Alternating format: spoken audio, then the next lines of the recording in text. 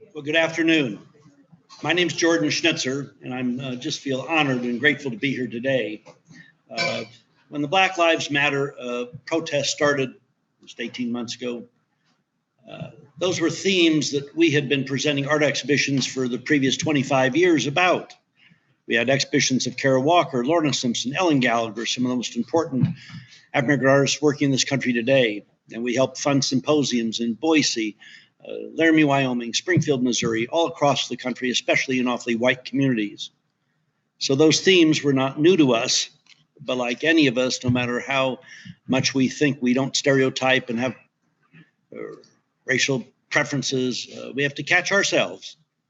So I thought, in the anguish of the George Floyd, what I thought was murder then, which the jury system since confirmed, how do I get my voice to resonate with others? And how do I deal with the issues I was seeing throughout this country? So I turned to one of the big passions I have, art and artists, who since time immemorial have been chroniclers of our time. Their job day in, day out is to present those issues facing society, whether it's 100, 500 years ago, 2,000, 5,000 years ago. So the idea was going to the 3 Jordan Schnitzer Museums of Art at the University of Oregon, Portland State, and the wonderful museum here at Washington State. I wasn't sure how many artists would respond to this, but I was overwhelmed by the over 200 artists that responded to the Washington State request for proposals, 200 in Eugene, 200 in Portland. And I think the toughest job was the amazing juries. I'm so thankful to them and what they went through to pick the phenomenal 20 winners. I think Bob, who will be talking in a minute, said it best when he walked by me a minute ago. You gave us a platform. You gave us a chance to have our voice heard, a voice that I needed, and I believe all of us need. The only way we will change society is by each one of us in our hearts and minds realizing that if we want our families, our neighborhoods, our communities, cities, and states to reflect the values that we have and we should have, then it's got to start individual by individual. So to all the 20 artists who won and the other 180 or 200 that applied, thank you for taking the time. Thank you for opening up your guts and soul and putting that work so that we could see it and learn from it. And I know I've walked through this exhibition already the last day and a half, and every time I walk through and stand in front of the work that you did and others, all sorts of thoughts flood in, consciously and unconsciously. And I feel a privilege to have been in a position to have helped to create this program. So with that, thank you all for coming, and to all our streaming visitors, thank you for taking the time to join us today. It's my job now to introduce the Vice Provost for Equity and Inclusion, Lisa Guerrero. And, there she is.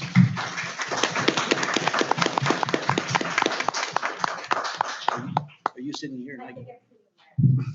Thank you. I wanted to see that. Thank you, everyone, for coming. I echo Jordan's sentiments. I was lucky to be a part of the jury panel who selected the 20 grant recipients, and to echo Jordan again, incredibly inspiring. Along with being the Associate Vice Provost for Equity and Inclusive Excellence, I am a professor of comparative ethnic studies. So the topic of awarding these grants to artists speaking to the humanity and history around violence against Black lives really is something that I am and have been committed to for years and years. So again, it was a great honor, and I'm very excited for today's conversation. I would like to thank the Center for Arts and Humanities here at WSU for sponsoring this discussion. And without further ado, I'm going to introduce our panelists, and then we'll get to some questions and discussion. So I think I'm going to go, I have it in a particular way here, but we'll go from left to right. So Lisa Myers Bulmash is a collage and book artist who works primarily in acrylics, paper, and found objects. She is informally trained and began her career making handmade cards. After her father's death in 2006, she felt compelled to take more personal risks in her creative life. Questions of identity, trust, and the imperfect memory drive most of her work, and she aims to nudge the viewer into recognizing our shared stories, especially those narratives that are usually experienced in isolation. In her submission for the Black Lives Matter Artist Grant, she said, "Much of my work explores the physical vulnerability of Black bodies, particularly femme-identifying people and children. Beginning in 2012, the murder of Trayvon Martin and later Tamir Rice compelled me to express my outrage and anxiety over the racist beliefs that ended children's lives. Sandra Bland's death reawakened my knowledge that police kill Black women at a far higher rate than white women, a realization that dawned on me when my first pregnancy limited my mobility. Both rare and exquisite, and they don't really feel pain are direct commentaries on the vulnerability of Black bodies in the public sphere, no matter their size or skin tone. The assemblage sculpture also addresses willful ignorance of how common it is for people of color to experience racially motivated violence." I'm Rene Westbrook. I'm from New York. I'm a graduate of Mass College of Art and Classical Sculpture. I have been working on themes related to world issues as colonialism and its progenitors have impacted people of color, indigenous people all over the world.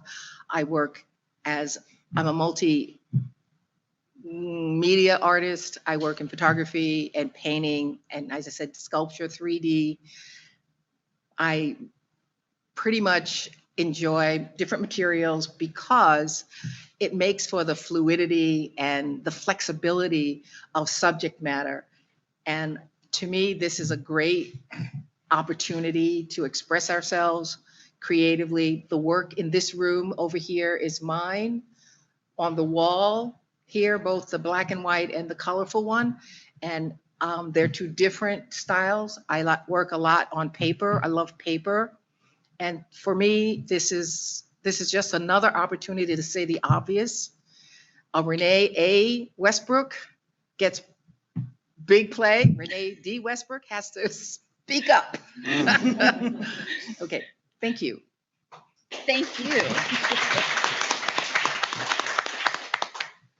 He is a son of a military family and traveled and lived in various locations around the world, which contribute to his view of culture, art, education, and the dynamics of social equity.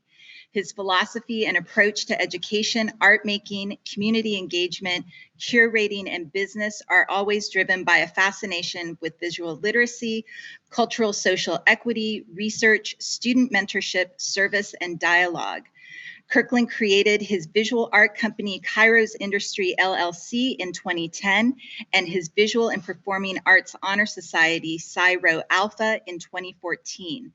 The thrust of his for-profit and nonprofit businesses and his position as an educator, artist, curator, and servant are driven to empower, honor, and elevate others through and with art, teach, create, curate, and advocate. In his submission for the Black Lives Matter Artist Grant, he said, "My art supports Black lives because they have always mattered, not just to me because I am Black, but because they are valued, valuable, human, and worth it. As I have been influenced, educated, and exposed to many Black lives that have come before me and that are with me now, my art supports BLM by contributing to those Black lives who are with me in times of need and for those who will come after me. My art is for my children, my students, my family, my community, and for any person willing to accept and embrace my life and those lives like mine as equal and treasured as their own." And finally, to my left, Robert Lloyd. So fighting for social justice and civil rights has been a lifelong pursuit for Robert Lloyd, who was born and raised in Chicago. He has worked for the Congress on Racial Equality, CORE, and the Southern Christian Leadership Conference, SCLC, from 1962 to 1967 as an office manager organizing tenant unions and doing documentary photography. After completing his MFA in design and photography, he moved to Spokane in 1974 to teach photography at Eastern Washington University. From 1996 to 2000, he founded and published the Black community newspaper, the Spokane African American Voice. He has traveled and photographed all over the world, from South Africa, Kenya, and Uganda to China and Japan. He is now combining photography, digital imaging, and acrylics to create mixed media pieces, and his work can be seen at his website, forcomculture.com. In his submission for the Black Lives Matter Artist Grant, he said, "I always knew that Black Lives Matter. I always knew that my life mattered. Maybe that's because I was raised in a Black community by a single mother and extended family with strong women and strong men. It was only in my high school years delivering proofs to national corporate offices in Chicago's $1 Million Mile that I asked the question, it's not does my life matter, but how much does my life matter? Then I began to think, how can I add value?" So please welcome the artists on the panel and the grant winners. So I'm going to start with a sort of larger question about why do you all think that art in all of its forms has been central to Black liberation and racial justice and our thinking about it? I think art has been so central because in order to believe that you can do something as ridiculous and hopeless as escaping from slavery, or something as just out of the park, weird and wild as being able to vote in your own elections, you have to create something that helps you believe that you can do it. I think that creativity and visual art, in my case, is crucial to imagining who you could be, forgiving yourself for who you were and what you didn't do. And I think about the fact that even though we don't know the names of a lot of people who were enslaved because ship manifests have been burned or disappeared, we still have artifacts like face jugs that I believe came out of South Carolina.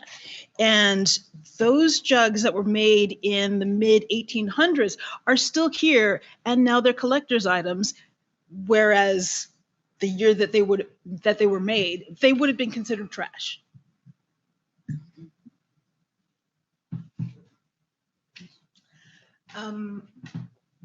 Art is an expression of the soul, and the spirit is imbued with the soul. And creative expression is something that humans are imbued with, be you whatever your status or station in life. And if on top of that, you are given a mandate by what you see, when you see oppression, when you see injustice, when you see just something being unfairly done, you react. And if you're inclined to have a mode of expression to release that, you take that on. And having lived in both the world, having traveled, it's in my bio. I'm going to go home and read. You come to understand that the world begs for your input. You know, the whole world is a stage and you get to play a part. You get to write that. You know, Walt Whitman was very clear in that, in his poetry. And for me, I have no alternative but to express what historically I've seen, what I presently experience, and what I hope to see in the future now. So for me, there are no limitations in the construct of expressing. What is the problem is what we get to experience over and over and over again. We talk about racism as being so ubiquitous that people don't even understand that it's racism that they're espousing. You know, they don't even see that this cruelty is so archingly present in in just ordinary days. You cannot walk down the street with a mask on and music without being injected with a lethal dose of something that will kill you, ketamine, which happened to a young man, a beautiful violinist. And, you know, how do I express that? I take all of the moments and I freeze frame them in this work. And I thought, this is my opportunity to go to that pain, because I really don't, that's not my thing, you know. I want to be the butterfly. I want to transmute and transcend this. I don't know what's wrong with everybody. You know, don't you want to fly? You know, you don't want to be anchored to this stuff. And yet, the next painting, which is the release, the flying, you know, the deliverance. And to me, this opportunity has presented itself to not only look at ourselves in the mirror, because we are part of that creation, however we are, even if we're just fodder. You know, we're still a part of it. But I truly believe that the hammer is affected by the nail. The hammer is as affected by the reverberation of that thump, thump, thump, as the nail. And so they don't get off light. They may think that, you know, I'm the big, but no, you don't get off.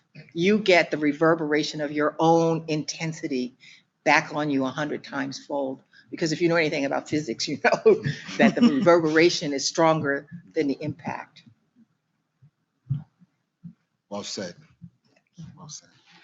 My thoughts about that specific question about the necessity for all forms of art, all forms of expression, aligning with the realities of Black lives matters, and the concerns of this particular time and contributing art has much to do with my thoughts about historically and the lineage of expression. If we are to pull back the annals of time, the progenitors of expression and marks were those captured in the lexicon of imagery and text and symbols that were much like my own melanin. And to think about how the procession of expression could have thwarted itself and stopped, only to capture a particular mentality that would prevent Black lives from presenting their own expression. From the function of sound to the regale of how we live, our homes, the structure of how we community and create the civilizations of our own existence. So the presence of expression and creativity that finds itself to be existing on panels of paintings and the walls into which we would see them. If it is three-dimensional, two-dimensional, if it is the ephemeral works of art that last within the mist of time, if it is fire itself, there is a historical lineage for the reasons and the necessity for Black expression. When you think about the concerns that are opposite of the history, the limitations about seeing Black presence in the future are equally reduced. The bottleneck of racism that forces Black expression to be thwarted is something that needs to stop. Why is it that when we think about Star Trek and Star Wars, there's very limited presence of the Black man? Darth Vader's voice is James Earl Jones, and it is classic, and he is the epitome of Black, but yet you do not see him. It is only the imagination of who he might be. But it's the thought about thinking about what would the world be if we allowed the Black presence to be as powerful in its future sense as it is historical sense. That means that all that we have and that we will cherish, from our cars and our clothes and our shoes and the eyelids on your tennis shoes to all the things that might have ever been touched and invented by a Black imagination, you have to give credit and give honor. That means that what you have produced under the notions of white colonial perspectives, you got to give it back. You got to give the honor.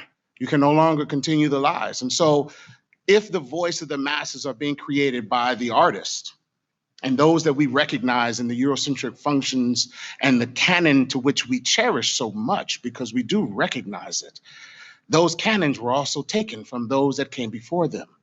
We cannot acknowledge Cubism and Surrealism and Expressionism without recognizing where they learned what they learned and how they did what they did. The golden rule of the Leonardo da Vinci's were created in the stars of the mathematicians that happened in Nubia. And the Dogon. And so the notion of recognizing the powerful concerns for why Black creativity in all forms, in all dimensions, are a necessity for our time is because it's always been a necessity. It's about recognizing why it ever stopped. It's about recognizing what caused it to stop. When you ask enough questions, you'll get enough answers, and you keep asking questions, and you'll get back to a start. You'll get back to a position of realizing things must change. And if we do try to right side the boat, then we might be able to float equally on the seas of our existence of humanity. That's why it's important. Oh, beautiful.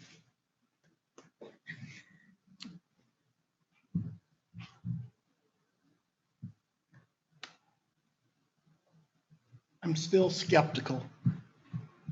I don't know where it's going, and I don't know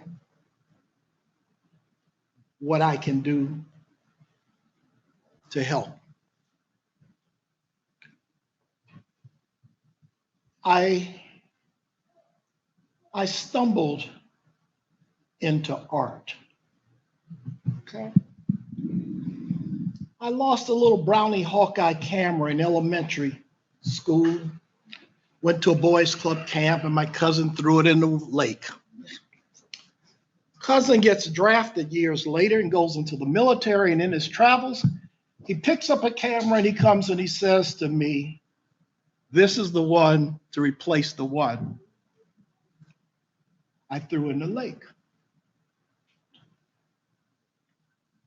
I was delivering proofs to major corporations, Playboy magazine, Esquire magazine, you name them. I was delivering proofs to their offices.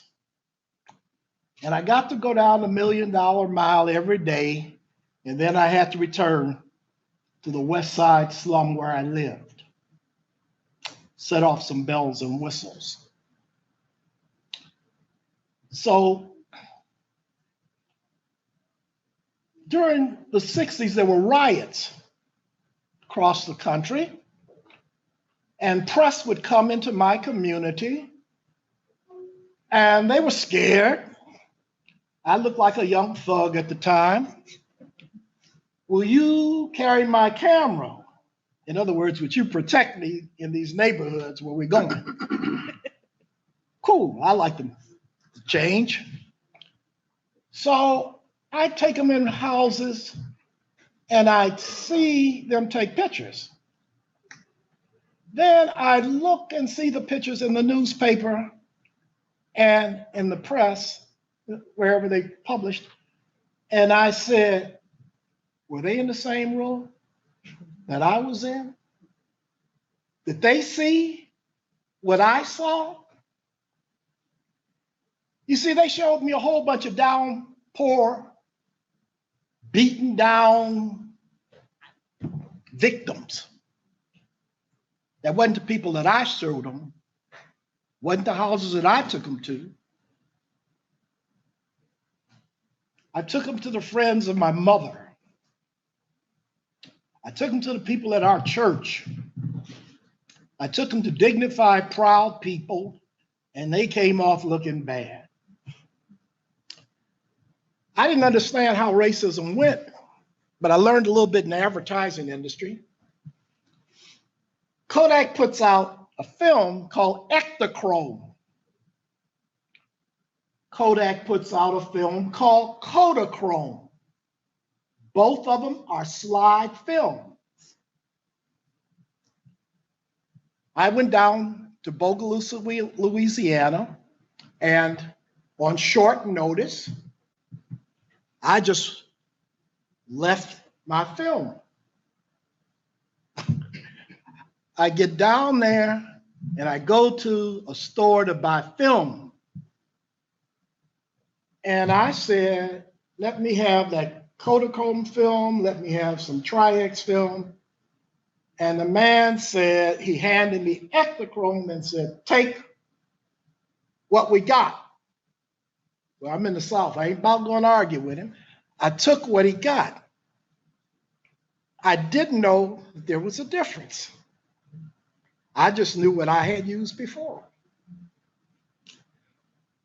But I'm photographing, the Ektachrome pictures come out blue and dark.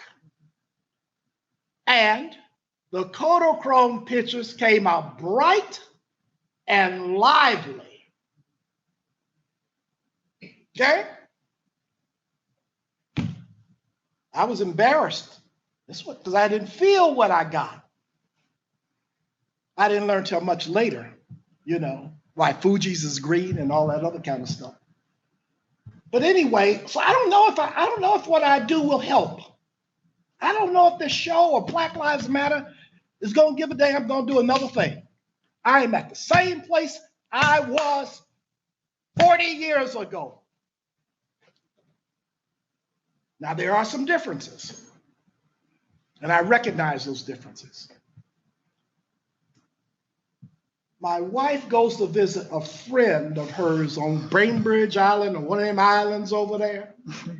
And I go up into the washroom in the morning. And they got a great big window up there in the washroom. I looked out the window. I'm sitting there doing what you do in the washroom. I'm sitting there, and what I see is I see a pier. I see the Puget Sound. I see beautiful trees. I see a beautiful sky. I see mountains. And I said, damn. When I looked out the washroom, when I took a crap in Chicago, there was a light,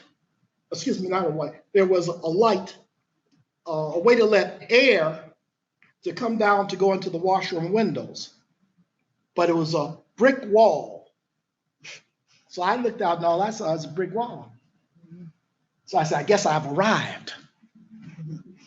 It ain't the same world, so there are improvements. Okay? So I don't know if it's going to do any good, but I got to do what I got to do. So my work is documentary, or it was. And in the beginning, it had to be black and white. That was the only thing. I mean, to be a documentary photographer, color was a taboo. Let me tell you something. People that disrespect people will disrespect everybody. So they got this new buzzword out about intersectionality. I ran across that here a few years ago. And they began to talk about a gay person that happened to be black and happened to be a feminist. Oh, yeah, I can see. You might have to code switch depending on what group you're in at the time. But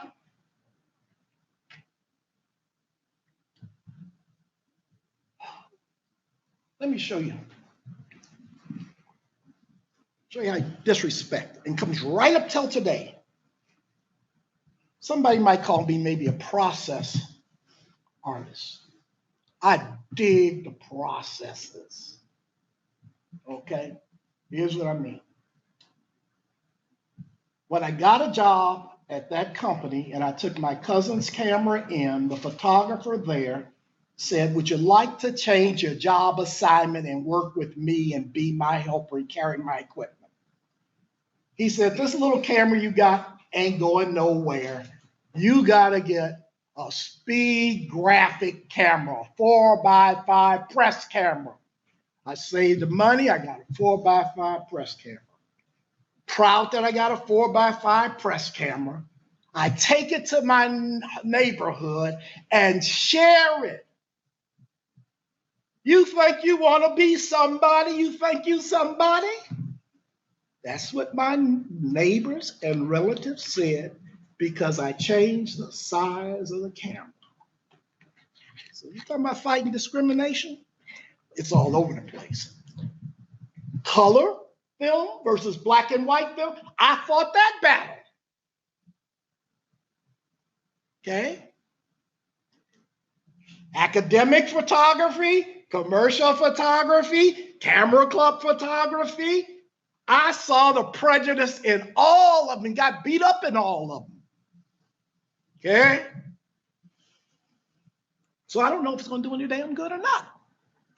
I will do what I have to do because this new thing called art, it freed me. Art is an indirected activity.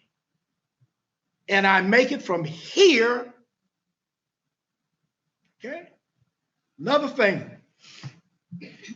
You have to decide what you're going to be. A pimp, a prostitute, or a preacher. That's what all art is. My friends in this room are pimps, prostitutes, and preachers. And I don't mean that in a negative sense. They procure for others. Ain't that what pimp does?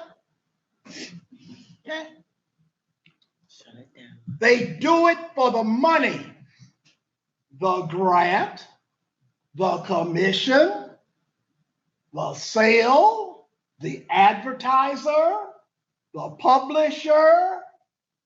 Okay? Then they're the preachers. They've seen the light, they got the word, and this is how it's supposed to be and what you're supposed to do. I don't know. I just do what I do. That's it. Well, I think that leads into another question that about the relationship of the artist to the public. So recently in talking about, hold your disdain, in talking about Kanye West's new album, Donda, writer Damon Young, who's the author of What Doesn't Kill You Makes You Blacker, said, quote, "I think people who create art with the intent of it being consumed, supported, and purchased enter an implicit contract with the consumer." So the question is, so what do you think the artist relationship is to the public? Do you think that art needs a public or an audience to be considered art? And what do you see as the place of art in a hyper-consumer culture as ours?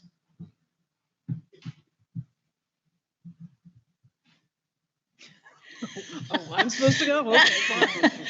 All right. I understand that most people view art as something to be consumed, something to hang on the wall, something to brag about, or slip into the conversation so that you know that they're very educated. I believe that all that art has a purpose. Some of us don't. Some of us want one purpose in their art to show through, and some people want another.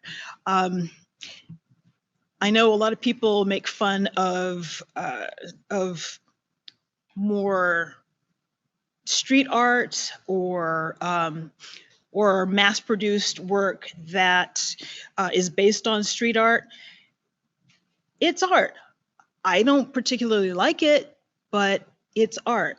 And I'm a little torn on your question about whether or not art has to be shared in order to be art.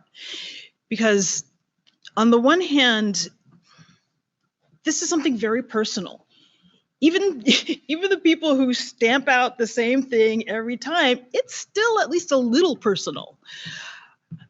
But I do think that art needs to be shared in order for it to grow and breathe and take on a life of its own. I think that people who make art, whether it's literary or performing or visual, they do need to share their art, but it is still their choice as to when and where they share their art. I have some relatives who are very highly educated, and whom I see at family gatherings every so often. And I have learned that if they ask me what's going on in my life, what I'm working on, what's in my studio, I have to give them a small 12-word answer, because they don't care what I'm doing. They don't care that I had to spend 3 days figuring out how to do this armature in order to make this thing stand and not fall over. They don't care that I decided to use an image of a woman who shovels coal in order to stand in for working women who are alive today. They don't care. And it's a protective mechanism. We have a lot to say, we have a lot to give, but if you can't reach that person in order to give that gift, then what good is it? That's just wasted effort. I come from a vantage point that doesn't need to define art in any particular venue. I used to tell my students, I would take my shoe off and put it on the table and say, is this art? And they would say, nah. And I'd say, why not? It's got form, it's got content, it's got color, it's dimensional. I can throw it, you can catch it. You know, there is something about it that makes it viable because it was created. Everything in this room was created by somebody, some mind, some formula of free creative expression. I don't shrink that process into a word called art. For me, it's a misnomer, and it's also a bit pedestrian. You know, we create because we're creator gods. We were created, and therefore, I remember in college saying to one of my professors at Mass Art, by the way, man creates like nature creates. Man is driven to create like nature is driven to create. He's like, Rene, sit down. You're rocking the boat, you know, like the song, sit down, sit down, sit down. And I was puzzled by that because I thought it was an amazing brainstorm. I thought I had hit on something remarkable. And it was like, that's not Picasso. And it's like, but it is Picasso. You know, it is Michelangelo. It is Augusta Savage. It is Henry Otana. It's all of the people that came up to me and who will come after me. I don't think of Kanye West as a formulaic outline that I might or might not think about when I think about art. It never occurs to me to limit art into this minutia of one little mind coming up with all the many things he could come up with, which is his choice, which is his mandate as a human being. For me, it's the most seductive thing on the planet to get up every morning and make something that wasn't there before. And to me, that is the expression. So I don't limit it to, and my family knows that. Anybody who knows me knows that. They're like, whatever, you know, and I like the whatever. The whatever frees me up from their imposed expectation of what I should and shouldn't make. And therefore, I'm free to do whatever I wish. I play in the fields of the Lord, of, you know, creator. Not religious, but it is religious in terms of the fact that I get to do it. I breathe and inhale, exhale. So every day is an exploration.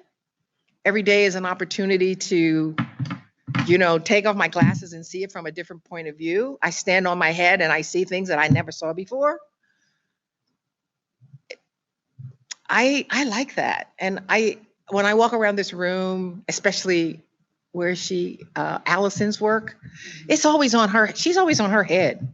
She takes it from a perspective that really enlightens the little dendrites, you know, they fire, bing, bing, bing, bing, bing. You know, you're looking at something that is enlivening the spirit within you to go out and do your thing.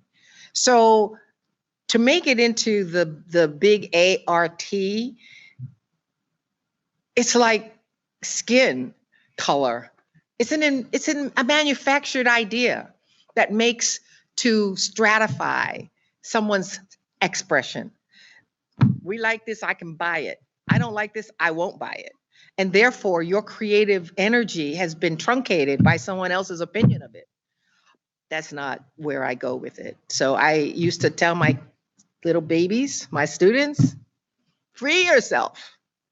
You're creator gods, go for it. I don't care what it looks like. It's not up for me to define what you do as a creative person. And we're all creative people. Everything in this room has been created by somebody. And therefore, it has value.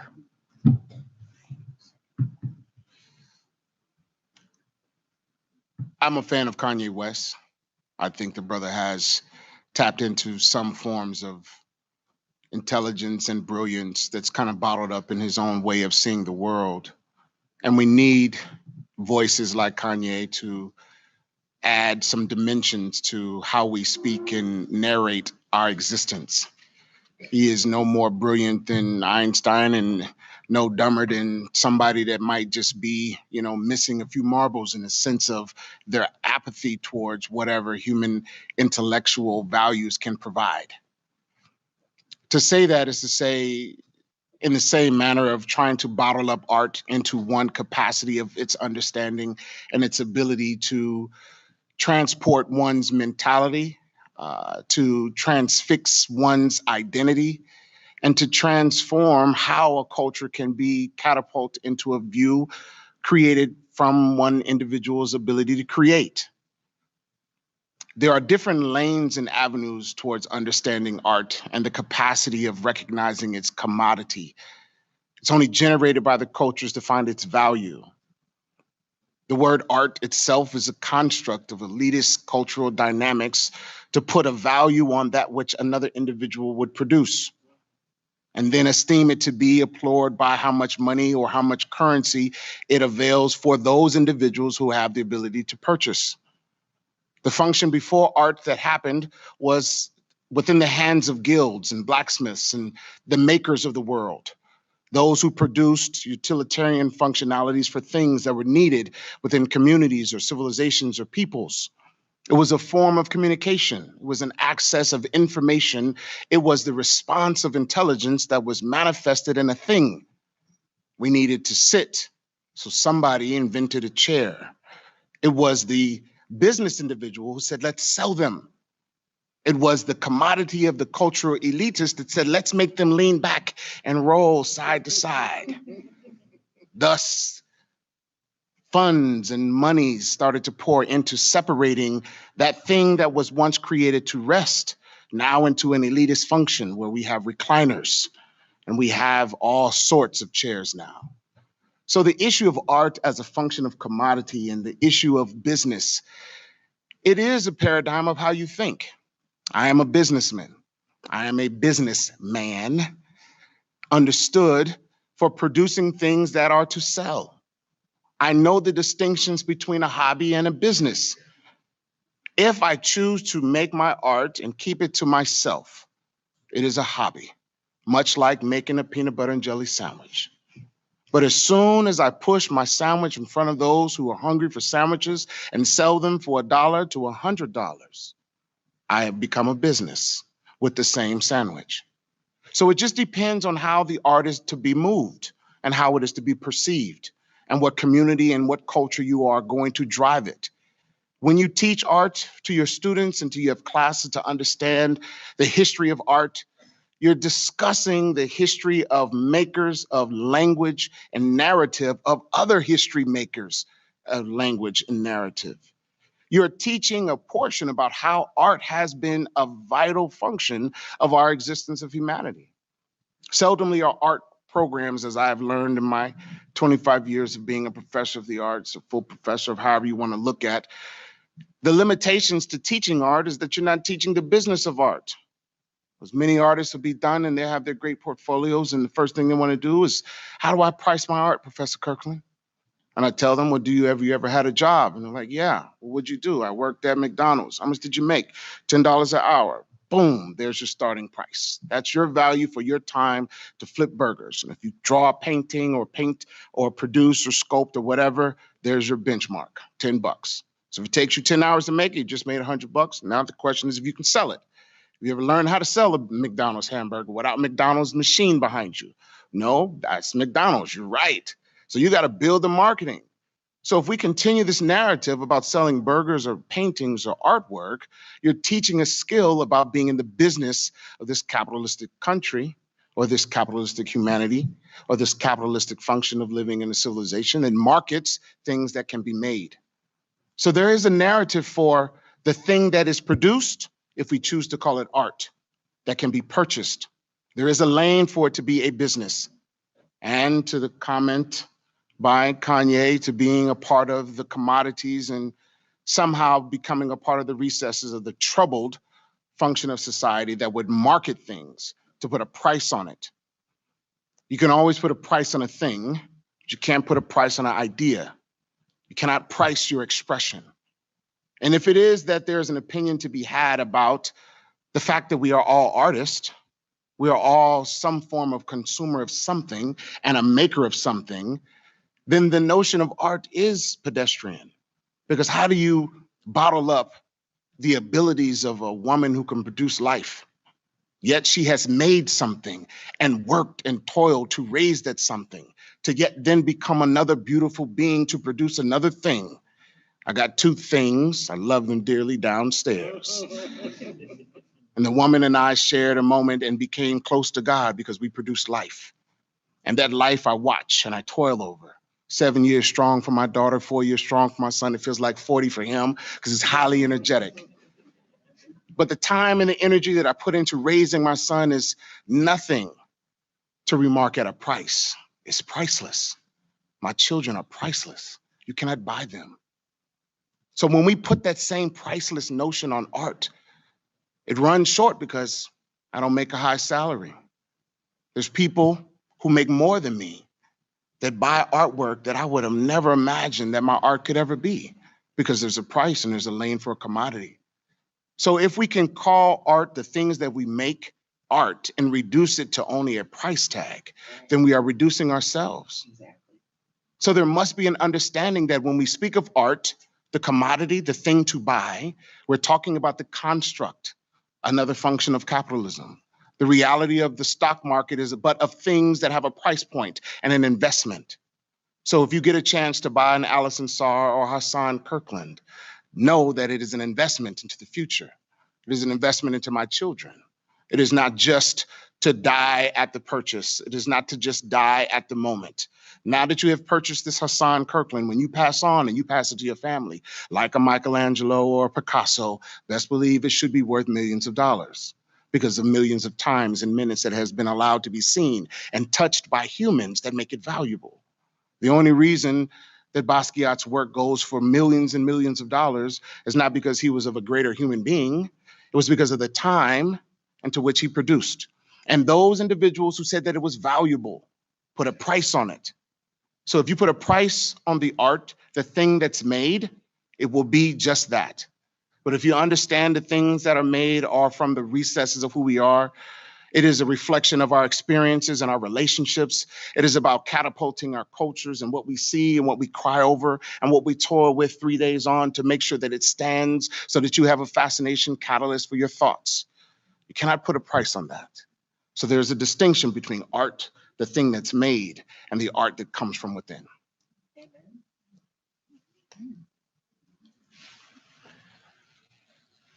I don't know Kanye West. Maybe I'm too old. I saw a guy go sit at a table at a desk with Trump, and I didn't need to see any more by Kanye West. That was pretty shallow, but that's what I did, and that's the way I did it. Brother said something. He started talking about that art and art value. I tried teaching a class called Professional Practices for Artists. Mm-hmm. I saw what you were talking about and tried to see what I could do about it. what I did was I told the students, I'm going to give you $100. Okay? You can invest this $100 into your career. Okay? You want to make some money and buy some more art supplies? You can invest this money into your career again. But now we're talking about, and this is before internet and whatnot. This is when a gallery would mail out postcards and flyers and whatnot for the artists, you know. And I'd say, you can put it into your mailing list. Okay. And the mailing list, I tell them, it's about where you want to go. Okay. I sat on some committees that gave out some grants and things. I saw how that worked. I said, maybe you better send this postcard. Before you want the grant, you ought to start feeding them people that make them kind of decisions. Okay? But don't forget the little old lady that asks you, honey, what you doing? What kind of art you making? Why you do this? And who really ain't interested in your explanation. She's saying, I love you and I'm interested in you. Send that lady a postcard. See? One of the first sales I made in art is sitting in this room. My patrons. That's my patrons. They feed me well. I eat a lot at your house, though. Okay? They feed me well. Went to an auction. You know that art you donate to a cause? They bought a couple of them. Okay? I will drag them any place I go. I didn't get a nickel of the dime. Okay? But anyway, that's the investment in the career. Support those who support you and start doing that. Okay? The other thing was,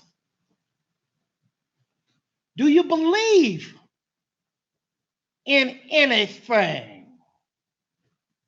Okay? Let's put that money into what you believe. Okay? I donate that work to the causes I believe. I'm getting fed up and whatnot with them people, but I still donate it because I believe in what they do. The one where they got it was to help a dialysis patient. Okay. Okay. The dialysis patient called me while I'm here. And I said, oh, what's wrong? I thought something was wrong. He wanted to know if I would bring him a bottle of a ginger ale and some sweet rolls. What? He said, I've been sick. I can't leave the house. My stomach's upset. Okay? You see? So I called up the nearest relative I had that lived to him. I said, take him some sweet rolls and take him ginger ale. And he said, what? Take him some sweet rolls and ginger ale. He said, well, what kind of sweet rolls? Do you mean the soft, white rolls that you bring to the, you pick up at the store for dinner table? We use Thanksgiving, you put them rolls on the table and, mama don't make them no more, you go to those. And I don't know, ask him, what kind of role? Because I'm thinking about them jelly things. And you see what I'm saying? Donating art to his transplant is a lifetime commitment. I don't question why on the hell are you going to try to solve this problem with sweet rolls and a fizzy pop or whatever. You see what I'm saying? He asked, I move. Okay? So I'm trying to tell them, you need to invest in relationships. Okay? And then I said, I forgot there were four of them, and I forgot where I'm going now, but the whole idea is I'm checking your values. Okay? 16 artists, oh, I'm getting in trouble. 16 artists made this, each letter, mural in Spokane, Washington, on the wall. Okay? White businessman had a 150 feet wall on the side of a parking lot, told his employees to paint the wall gray and put the letters Black Lives Matter on the wall. I like that. And seeing who he did it, and it's on a main street, it's on Main Street in Spokane. Okay. He then went to the art organization and he said, find 16 black photographers, not black photographers, excuse me, black artists to paint a letter. Okay. This is an organization that's been out there 10, 15 years. They couldn't find 16 black artists. So they went back, can we use people of color? Okay. So they went and used 16 people. They got 16 people of color. Okay.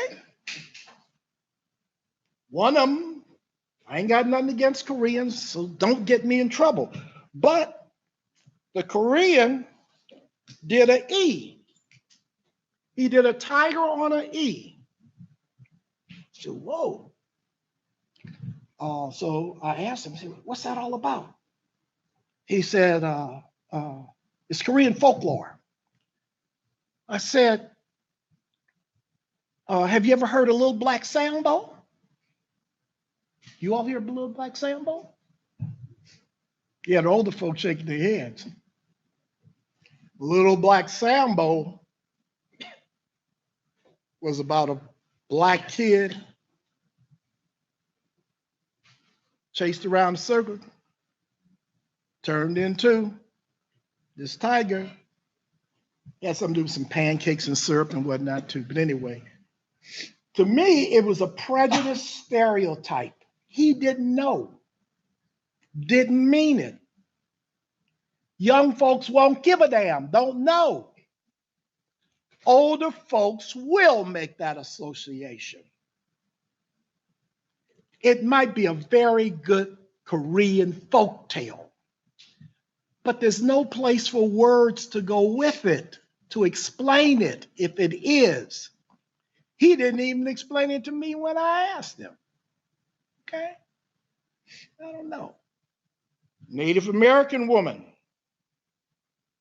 did the S here about bringing two communities together, the Native American and the African American community supporting each other. I say, right on.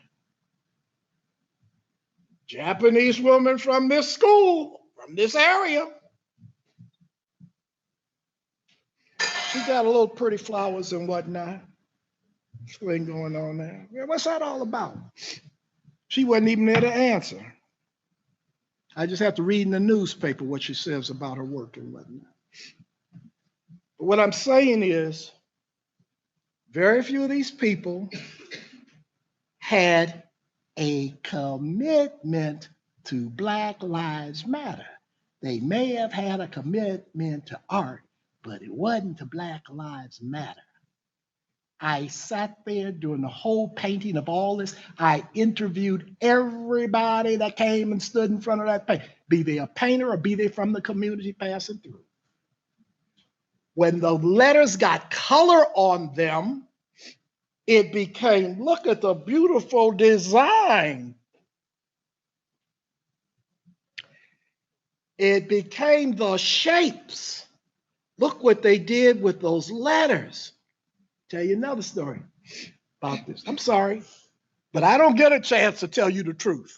I get very little chance to tell an audience of people in the art community about the truth.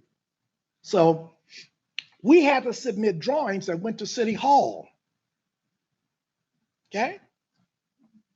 The A here is done by a Kenyan, a Maasai. Well, the Maasai took this A, this A here on his original drawing here to hand in, and he turned it into a Ku Klux Klan head, hood. The arms or the legs that came down, the hands, he had hands that came down at the bottom of the A there, it turned into a puppet. White racism is publicly, what do you call it, puppetizing or whatever, are kids. Two kids with AK-47s at the bottom shooting at each other. City Hall said, that can't go up. What can I do? Go get something from your culture. So he did a Maasai drumming, beating the drum. Communications tool. Anyway, okay. Native American one had a picture. I forget what letter, and it didn't make it up. Had a picture of a Black revolutionary from the Black Panther days that had to leave America and went to Cuba to live. Okay. Can't put that up. You don't even get a letter. So I'm gonna tell you something. Bob is a digital artist, and I want to be quite clear. You see the sailor on the L in there? Okay. When they kicked the Native American out of the project, I asked that he come down. He had a projector system. Going to project this image so Bob can trace it in paint. He did a better job of painting it than I could do with the computer. This soldier is done by Jacob Johns, Native American Jacob Johns. Okay? Jacob Johns got the royalties for painting up there, and they told me not to tell the public because it would distract from the picture. Bob, keep quiet. They didn't want Jacob Johns on the thing. Look up Jacob Johns. That cat is fighting bigotry and prejudice and for Native American rights every day on Facebook, traveling all across the country at every Native American demonstration, right? They kicked him off the wall. That's why I take these opportunities. It ain't about the money. I said that this is the first time I got a grant. Okay, I got one there. Jacob Johns got one there.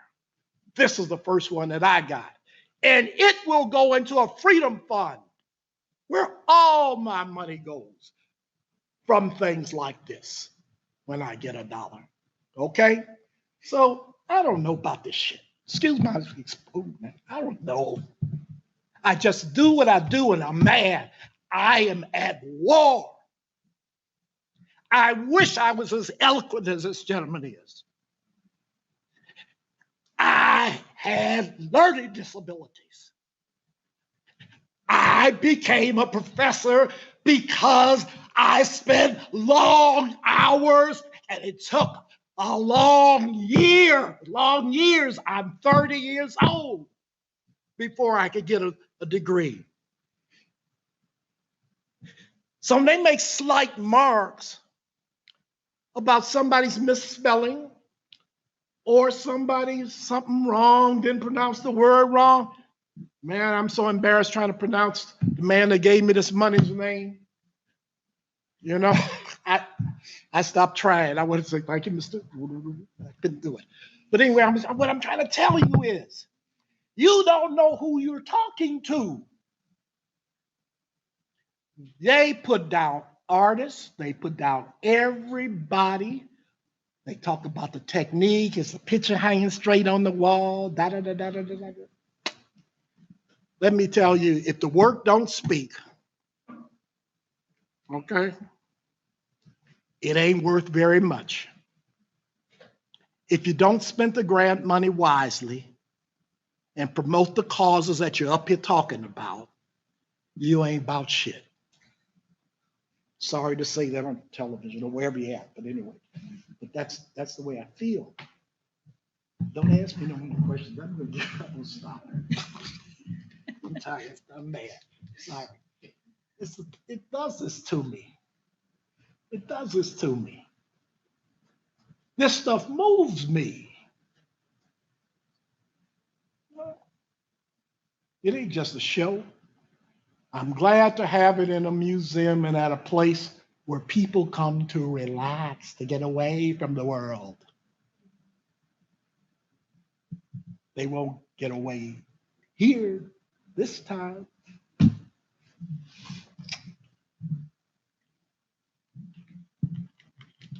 Well, if you all are like me, I think that you would wish that we could have much more time for this dynamic conversation about thinking about art and the space of art, the space of the artists.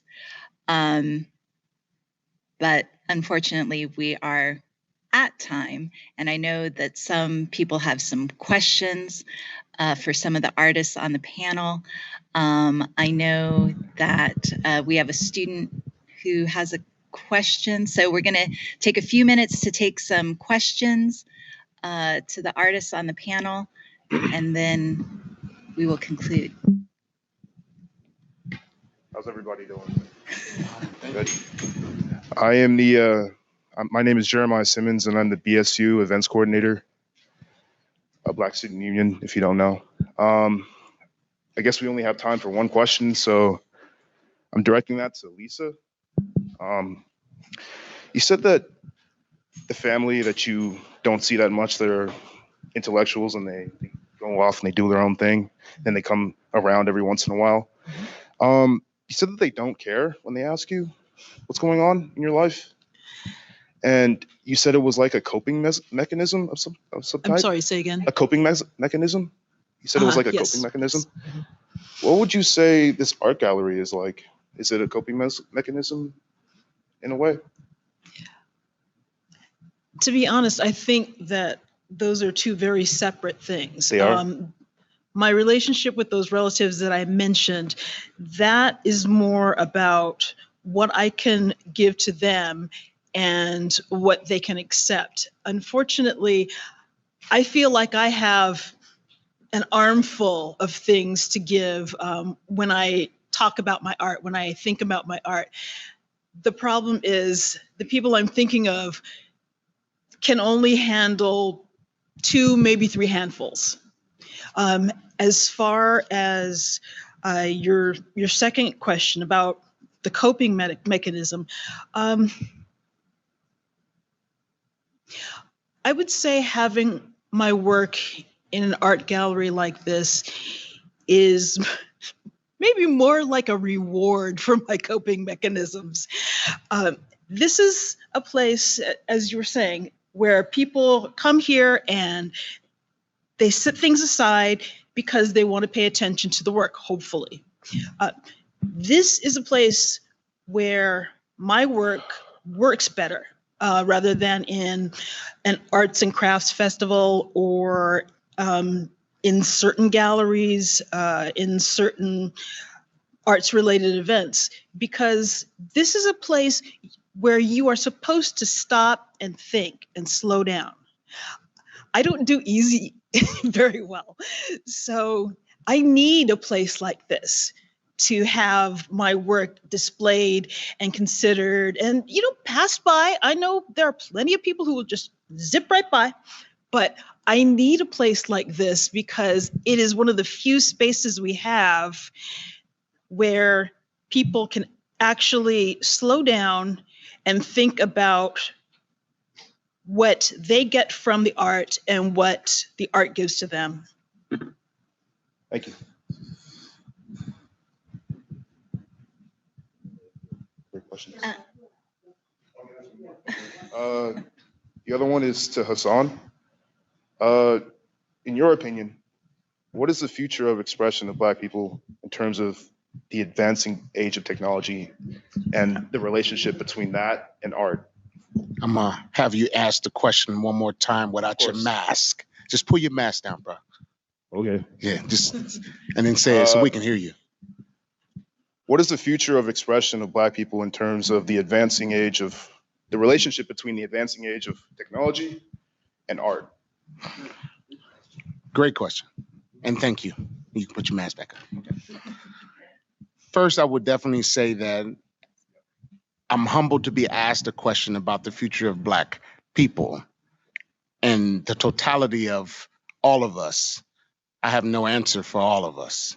My opinion about the future of our collective voice and expression through the vehicle of technology towards the future, I think is mighty bright. The expansiveness that technology provides the artist, similar to Bob, who knows how to use technology and threads it through their expressions. An artist named Damon Brown uses technology in a very seamless way that many times, like traditional terms, trompe l'oeil, to fool the eye, technology provides a platform of diversity for which the arts can explore and travel, from music to three-dimensional to technology to film to traditional drawing and painting. So the diversity that technology will provide, much like that of Afrofuturism, catapults the opportunities of the voice to be heard on new platforms. A platform that I alluded to earlier that has been thwarted for fear of seeing us in the advance of our humanity. If our expression can reach those particular positions of future times, so must we. That means that we matter to exist beyond our current time. So when they bring out the flying cars and they bring out the tablets and they bring out the technology that allows our expression to go from the walls to the fourth dimension or to the hieroglyphics back into the hologram, those places our voice should also be and will go. When given that opportunity of technology, as it has been given to us, I do believe it will continue to be as boundless as it has always been. So it is a great function to project in word that which will be our existence in time. So I do think it will be very expansive. Yes. I would add that it's the great equalizer. I think the technology Yeah. is the one space where your color won't matter. And the children today are whizzes at that. So Yeah. I echo everything he said. Great question. Yeah, great question. Well, please join me in thanking our panelists, not only for their time here today, but for their art and for their inspiration. And again, I wish that we had more time because I really want to know the answer to the last question that I gave y'all. Maybe I'll just catch you. But anyway, please join me in thanking our panelists today.